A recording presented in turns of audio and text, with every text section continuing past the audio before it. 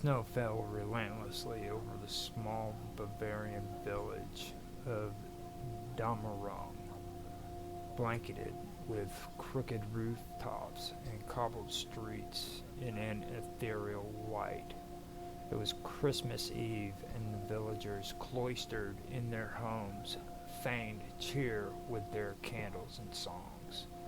Beneath the warmth of their hearts, however, shadows lingered, and every creak in the floorboards felt like the approach of something far older than Christmas itself. The legend of Krampus had always been told in hushed tones during Advent. It was a cautionary tale meant to keep children obedient. Parents would whisper of the horned creature who punished the wicked, his cloven hooves marking trails through the snow. Yet as centuries passed, the legend faded into folklore, no longer feared but laughed at, until last year. The events of last Christmas were scarcely whispered about. 12 children vanished without a trace, their tiny footprints leading into a dense forest surrounding Damarang.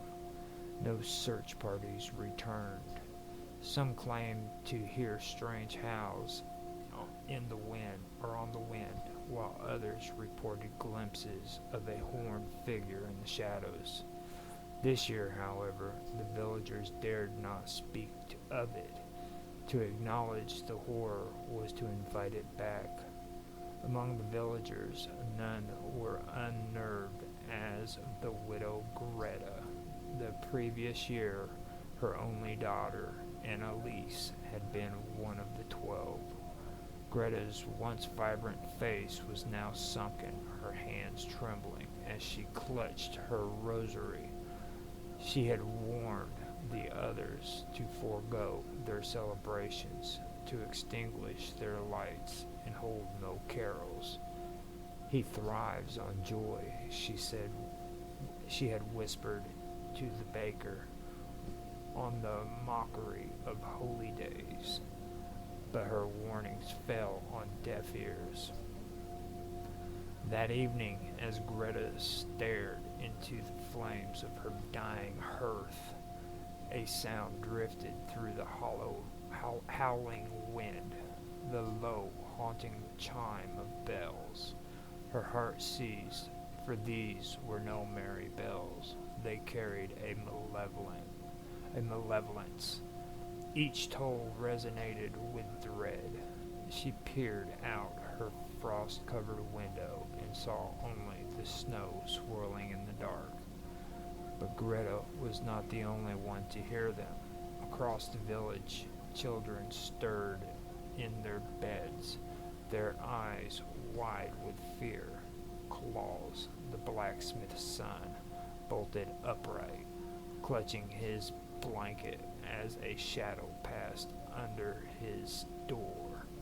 In the church, Father Wilhelm prayed fervently, the candles flickering against the stained glass as the ancient fear clawed at his soul.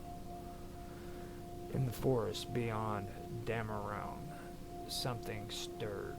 The villagers who dared venture near the tree line would later describe the scene as if the earth itself had split open. The snow was blackened and the air stank of sulfur. There, amidst the gnarled roots of ancient pines, he emerged. Krampus, the bringer of terror, stood tall on his goat-like legs, his muscular torso covered in coarse black fur, horns twisted skyward from his forehead, and his face was a grotesque blend of beast and man, with glowing, malevolent eyes. In one clawed hand, he gripped his staff, a gnarling branch adorned with runes that pulsed with an eerie light. In the other, he dragged chains and a sack of writhed as though alive. Krampus descended upon the village like a plague. His first victim was young Claus, whose cries echoed through the night as the beast smashed through the blacksmith's doors. The boy's parents could only watch in horror as the creature stuffed their son into his sack. The chains rattled ominously. They tried to fight, but the staff in Krampus's hands unleashed a wave of darkness, paralyzing them where they stood. The baker's family was next, their windows shattered as the beast clawed his way inside. The scent of gingerbread mixed with the iron tang of blood as Krampus claimed his second prize. Father Wilhelm, hearing the commotion, rang the church bells to summon the villagers. They gathered in the square, clutching torches and pitchforks, their faces pale with fear. But even as they stood together, a suffocating fog rolled in, silencing their courage. From the mist, the glow of Krampus's eyes pierced the darkness, and the villagers began to scatter. Among the fleeing villagers was Elias, the town historian. Unlike others, Elias had spent years studying forbidden texts locked away in the church's archives. He had read of Krampus's true origins, tracing him back not to Christian myth, but to something far older. Krampus, Elias believed, was no mere punisher of the wicked. He was a harbinger of chaos, a servant of the great old ones, the ancient gods whispered of in blasphemous tomes. Elias ran to Greta's house, pounding on her door. "Widow Greta," he gasped, "you were right. He thrives on our joy, our defiance. We must appease him." Greta opened the door, her face a mask of resignation. It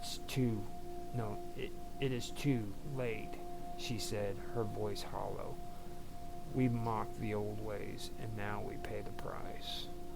As Elias tried to convince her to flee, the bells tolled again, louder this time. A shadow loomed behind him. Greta screamed as Krampus's claws closed around Elias, dragging him into the night.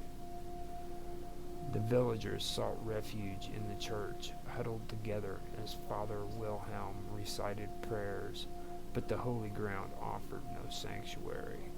The great doors were torn asunder as Krampus stepped into the sacred space. The stained glass shattered, the fragments cutting into flesh as the villagers scrambled to escape. Father Wilhelm stood his ground, raising a crucifix against the beast. "In the name of God, I command thee to..." Krampus silenced him with a swipe of his staff, sending the priest crashing to the altar. The crucifix fell, and the candles extinguished, leaving the church in darkness. By dawn, the village was silent. The snow was stained red, and the homes were empty. Krampus had claimed them all, his sack filled with the souls of the damned and the innocent alike. Greta, the last survivor, stood alone in the square. She watched as Krampus disappeared into the forest, the bells fading into the distance. With trembling hands, she lit a candle and placed it in the snow. "For Annalise," she whispered. The flame flickered, then extinguished, leaving her in darkness. And in the darkness, Greta heard the bells once more. In the years that followed, no one dared to rebuild Demerong. Travelers spoke of a cursed village where shadows moved without light and the wind carried the cries of children. Krampus became more than a legend. He was a warning. But even warnings are often forgotten. Far away in another village, the snow began to fall, and with it came the sound of bells.